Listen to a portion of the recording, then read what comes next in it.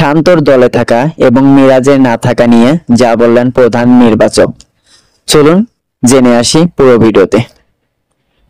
আসন্ন আরব আমিরাত এবং পাকিস্তানের বিপক্ষে সিরিজের জন্য দল ঘোষণা করেছে বিসিবি। সব মিলিয়ে 7 ম্যাচের টি-20 ম্যাচ বাংলাদেশের সামনে, যেখানে নতুন করে অধিনায়কত্ব পেয়েছেন লিটন দাস। দলে রয়েছেন নাজমুল হোসেন শান্ত, তবে সুযোগ হয়নি মেহেদী হাসান মিরাজের। জাতীয় দলে এই দুই সিদ্ধান্তের ব্যাখ্যা অবশ্য দিয়েছেন প্রধান নির্বাচক গাজী আশরাফ হোসেন লিপু। মিরাজের না থাকা নিয়ে প্রধান নির্বাচক বলেন, মিরাজ আমাদের জাতীয় দলের সবচেয়ে গুরুত্বপূর্ণ ক্রিকেটার। বিশেষ করে টেস্ট ও ওয়ানডেতে অনেক গুরুত্বপূর্ণ।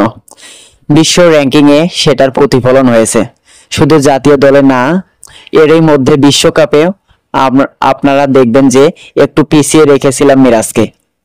একজন ক্রিকেটার যদি চোটে পড়ে যান, তিনি সংস্করণের জন্য তিনি পিছিয়ে পড়েন। এখানে যে 5 বোলার থাকবে, সবাই 4 ওভার করে বোলিং করতে হবে।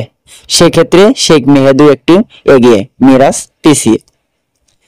দলের বাকিদের নিয়ে লিপু বলেন, একই সঙ্গে আমাদের হাতে যদি সুযোগ থাকতো, নাহিদ রানা যথারীতি আমাদের সঙ্গে আছে, তাহলে কিন্তু 5 স্পিনারের জায়গায় 4 পেসার নিতাম, সেখানে একটা ব্যাটার বাড়াতে পারতাম। সেই সুযোগটা আমাদের ছিল না।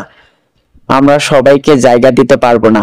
লিটন দাস যদি 3 নম্বরে থাকেন, তাহলে মিডল অর্ডারে খেলার জন্য তৌহিদ হৃদয়, শামীম হোসেন পাটোয়ারি এবং অনেক রয়েছেন। লিপি আরো যোগ করেন, তার পাশাপাশি শান্তর নামটাও আছে, তাই আরেকটা নাম জায়গা দেওয়ার সুযোগ আমাদের ছিল না। সুযোগ থাকলে আমি তাকে নিতাম। তিনি আমাদের টি-20 পরিকল্পনায় একটু পেছন দিকে আছেন, কিন্তু তিনি যেখানে জায়গা, যে কোনো পরিস্থিতিতে মানিয়ে নেওয়ার জন্য চমৎকার ক্রিকেটার। তাকে আমরা খেলার মধ্যে রাখবো, যাতে তিনি টি-20 সংস্করণে দীর্ঘদিন জাতীয় দলের বাইরে না থাকেন।